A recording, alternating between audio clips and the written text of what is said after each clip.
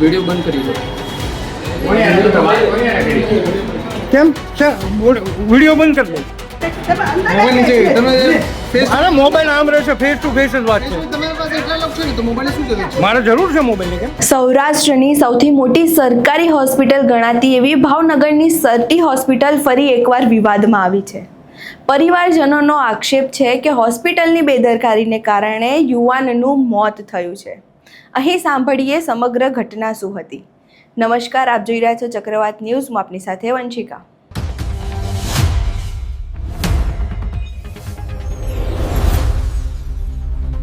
અમરેલીના રહેવાસી અને હાલ રાજુલા ડુંગર ગામ પાસે સેવા પૂજા આપતા 22 વર્ષીય નીરજનું મોત નીપજ્યું છે. થોડા સમય પહેલા સુરતથી પાછા આવતા ધોલેરા પર તેમનું અકસ્માત થયું હતું. ટ્રક સાથે અડફેટ થતાં તેમને ઈજા પહોંચી હતી અને સારવાર માટે તેમને ભાવનગરની સરટી હોસ્પિટલમાં ખસેડવામાં આવ્યા હતા. ત્યાં તેમનું આઈસીયુમાં સારવાર ચાલી રહ્યું હતું. બીજા દિવસે સવારે ત્યાં પરિવાર આવ્યું અને પરિવારનો આક્ષેપ છે કે જ્યારે નીરજનું કાર્ડિયોગ્રામ થતું હતું ત્યારે તેના શરીર પરથી વેન્ટિલેટર ખસેડવામાં આવ્યું હતું અને સારવાર પત્યા બાદ તે વેન્ટિલેટરને ફરી સરખું લગાવવામાં ન આવતા તેનું મોત થયું છે. આ સમગ્ર મામલે ડૉક્ટરની તો કોઈ પ્રતિક્રિયા સામે નથી આવી, પણ અહીં સાંભળીએ તેના પરિવારજનો શું કહી રહ્યા છે. તમારું નામ? મારું નામ વરુણભાઈ વ્યાસ છે.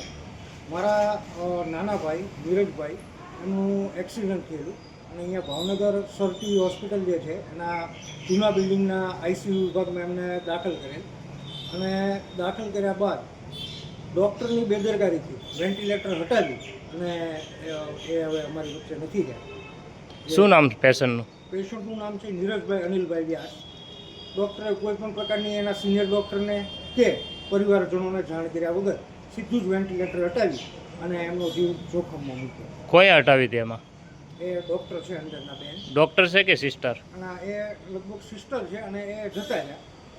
જેવું અમે વિડીયો બનાવવાનું ચાલુ કર્યું એટલે ભાગી ગયા છે અહીંયાથી. હાલ હવે અહીંયા નથી. ડૉક્ટરે શું નિર્ણય લીધો અત્યારે? ડૉક્ટરે લાજવાની બદલે ગાજવાનું કર્યું, બરાબર, અને અમારા ઉપર રાડો નાખી સિક્યુરિટી બહાર બોલાવી લીધી, બરાબર, અને મને આઈસીયુમાંથી બહાર કાઢી મૂક્યો કે તમે નહીં આવતા આઈસીયુની અંદર. જે તમારું ઓલી સિસ્ટરે કાઢ્યું છે એ ક્યાં છે અત્યારે? અત્યારે ભાગી ગયા છે અહીંયાથી. શું લેવા ભાગી ગયા? આ બધાથી બચવા માટે, બરાબર, જે એલિગેશન છે એનાથી બચવા માટે ભાગી ગયા છે. ઓકે. અત્યારે તમારી માંગ શું છે? મારી માંગ એ જ છે કે આવી બેદરકારી એક ડૉક્ટર કરે, કોઈનો જીવ વીવો જાય એટલી હદે ખરાબ એ કરે તો આને ખરેખર આ કામ મૂકવું જોઈએ અથવા તો એની સામાન્ય વોર્ડમાં બદલી આઈસીયુ જેવા મહત્ત્વના વોર્ડમાં એમને ન રાખવા જોઈએ. ઓકે. તમારું નામ? મારું નામ રસીલાબેન ત્રિવેદી, નીરજના ફૈબા થાવું. અને સવારે એને દૂધને બધું પાયું Sir T hospital, sir Takhtsinh Bhavnagar Sir T હોસ્પિટલમાં આઈસીયુ પહેલોમાં 8 નંબર એમાં એને દાખલ કરેલો હતો. ત્યાં કોઈ કાર્ડિયોગ્રામ કાઢવા આવ્યા સવારે અને કાર્ડિયોગ્રામ કાઢતા હતા એમાં એ વેન્ટિલેટર કાઢ્યું, પણ પછી બીજા ડૉક્ટર જે રૂટીન ચેકઅપ માટે આવે એ આવ્યા એટલે એની સાથે એ કોઈ એની વયા ગઈ બેન જે કાર્ડિયોગ્રામ કાઢતા હતા અને પાછું વેન્ટિલેટર ફિટ ન કર્યું ને એમને 10-15 મિનિટે એ આવ્યા બધા. મારો વારો આવ્યો એટલે પછી હું અંદર ગઈ તો એ ડૉક્ટરે પૂછ્યું કે આ કેમ કાઢી નાખ્યું છે? તો મેં કીધું મેં નથી કાઢ્યું. તો એટલે ઓલીએ તરત સ્વીકાર્યું એને કાઢ્યું કાર્ડિયોગ્રામ કાઢવા એટલે ખબર. તો એને તરત ડૉક્ટર કીધા અને કોઈ બીજા હતા ડૉક્ટર એને એવું કીધું કે આવા ડફોને કેમ એમ હાથ ઉગામ્યો એને મારવા માટે, પણ એ થોડી ખસી ગઈ અને એવું કીધું કે આવા ડફોને કેમ તમે રાખો છો અને બધાને કાઢો એવું બોલ્યા. અત્યારે તમારા પેશન્ટની શું હાલત છે? એ ગુજરી ગયો છે અત્યારે અને બસ આની ભૂલને લીધે વેન્ટિલેટર હોત કદાચ અને એને જવું હોય તો ફિટ કરીને નથી ગયા અને પાછા સ્વીકારતા નથી. ફિટ કર્યું હોત તો કદાચ 1% ભલે કરોડે એક પેશન્ટ જીવતો હોય તો એમ કરોડમાં પણ અમારો નીરજ હોઈ શકે. એવું નથી કે ન જ હોય. 1 કરોડમાં એકને સારું થતું હોય તો 1 કરોડમાં નીરજ હોઈ શકે. બેન, 2 દી પહેલા એક પેશન્ટની આવી હાલત હતી કે એનું શું થયું હતું બેન? એ પેશન્ટ નથી, એ મારી જ હતી કે જે એને એક્સિડન્ટમાં આવ્યો દાખલ કર્યો તો બ્લડવાળું લેધર ને ચાદર ને એ બધું હતું તો એ બધું બદલાવ્યું. તો એ બધું ત્યાં ઢગલો કર્યો એટલે મને એને એવું કીધું કે આ ધોઈ નાખો તમે, એમ મને કીધું તમે ધોઈ નાખવા. એટલે મેં એમ કીધું કે કેમ મારે ધોવાના? તો કે આ મેં બધા અહીંયા છે 10 હતા મેં કે આ બધાએ ધોયા બાકીના બધા? તો કે આ બધાએ ધોયા. તો મેં કીધું હું તો નહીં, હું તો તપાસ કરીશ, મારે જો ધોવાના આવતા હશે તો હું ધોઈ દઈશ એમ. હું પહેલાં તપાસ કરું તો કોઈ હતું એને કહી આવ્યું, કોઈના બેન એવું કહે છે કે હું તપાસ કરીશ. એટલે એને ખબર પડી ગઈ કે આ ફરિયાદ કરશે. એટલે પછી કંઈક તો એમ કરો તમે આ કપડાં ખાલી ડોલમાં નાખી દો. મેં કીધું એની પણ હું તપાસ કરીશ કે ડોલમાં મારે નાખવાના કે તમારે કોઈ નાખવાના.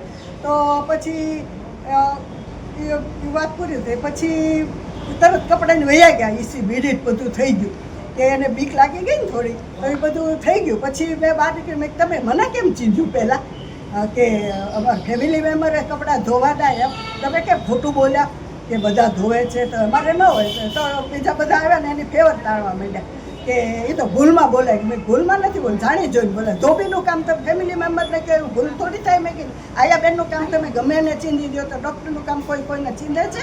એવી ભૂલ થાય, જાણી જોઈને કરેલું છે. ડોક્ટરના કોઈના કહેવા ઉપર ને ડોક્ટર કોઈ રાઉન્ડમાં આવીને કહેવા ઉપર કર્યું કે આમનામ કર્યું આમનામ એની હાથે. તો મેં એવું કીધું, મેં કે એવી તમારા આયા બેનની ચમચાગીરી કરવાની કરી હતી કે નહોતી કરી? ના પછી કરી. અને ડેટ જાહેર કરી દીધી. હા. અને મને એવું કીધું કે આ પહેલાથી આમ જ હતું એમ. એ બેનનું નામ શું છે બેન? કેટલા જણા સ્ટાફ હતો બેન? એ બેન અત્યારે અહીંયા હામાં છે કે હા, હામાં એનો ભાગી ન ગઈ તું વિડીયો ભાગી ગઈ ને? તમારી માંગ શું છે અત્યારે બેન? યોગ્ય ન્યાય આપવાની.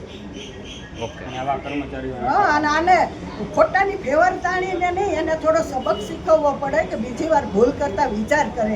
આનું જોઈને બીજા પણ એવું શીખે કે હાલો આપણને કોઈ છાવરી દેશે, ગમે એવું થશે, ભૂલ તો કોઈ વાંધો નહીં આવે. એ આખા ઓલા છે. તો એવું અમે અહીંયા આશા લઈને આવ્યા હોઈએ. તો એવી રીતે એનાથી ભૂલ થાય ને ભૂલ પાછા સ્વીકારે નહીં તો બહુ, અને પાછો આપણે દોષ કાઢે કે તમે અંદર કેમ આવ્યા એમ.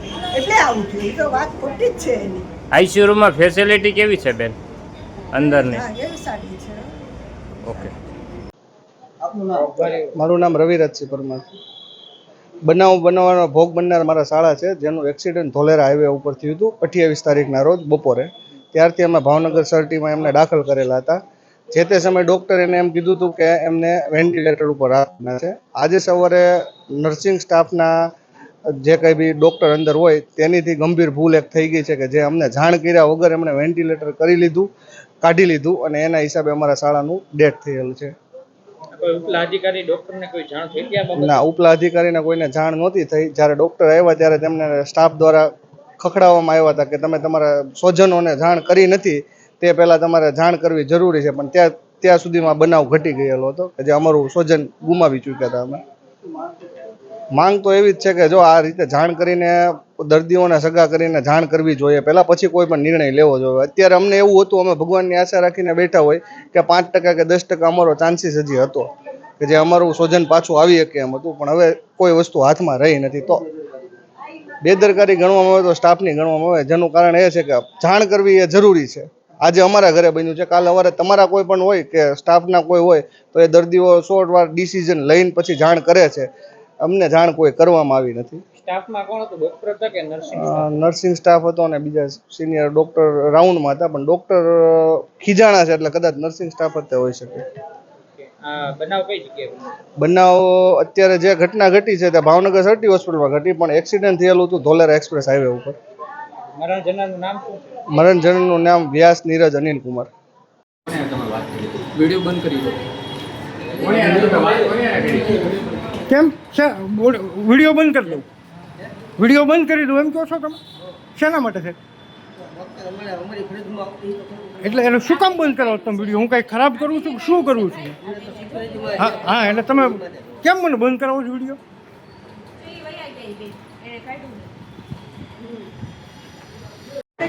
મોબાઈલ નીચે તમે ફેસ અરે મોબાઈલ આમ રહેશે, ફેસ ટુ ફેસ જ વાત છે. તમારી પાસે એટલા લોક છે ને તો મોબાઈલ શું જરૂર છે? મારે જરૂર છે મોબાઈલની. કેમ? મોબાઈલ જરૂર નથી. અહીં લખ્યું છે કે મોબાઈલ રિસ્ટ્રિક્ટેડ હોય? કોઈ કલમમાં લખ્યું છે મોબાઈલ નો યુઝ કરી શકાય? એ ના આવે ને. તમે 10 લોકો સામે સ્ટેટમેન્ટ આપી દીધું. આ રહેશે, મોબાઈલ ચાલુ 10 રહેશે. લોકો બોલો. સામે સ્ટેટમેન્ટ આપવા દે દીધું. પહેલા તમે સમજી લો.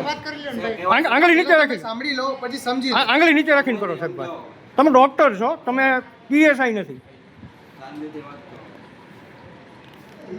અહીં તમે સાંભળ્યું, પરિવારજનો આક્ષેપો લગાવી રહ્યા છે કે હોસ્પિટલમાં નર્સની બેદરકારીને કારણે આ મોત થયું છે અને તે જવાબદાર નર્સ સામે કડક કાર્યવાહી કરવાની પણ માંગ કરી રહ્યા છે. આ સમગ્ર ઘટના તમે સાંભળી. આ ઘટના વિશે તમારું શું મંતવ્ય છે અમને કમેન્ટ બોક્સમાં જરૂરથી જણાવજો. અમારો વિડીયો પસંદ આવ્યો હોય તો વિડીયોને લાઇક કરો, શેર કરો અને સબસ્ક્રાઈબ કરવાનું ભૂલશો નહીં. નમસ્કાર.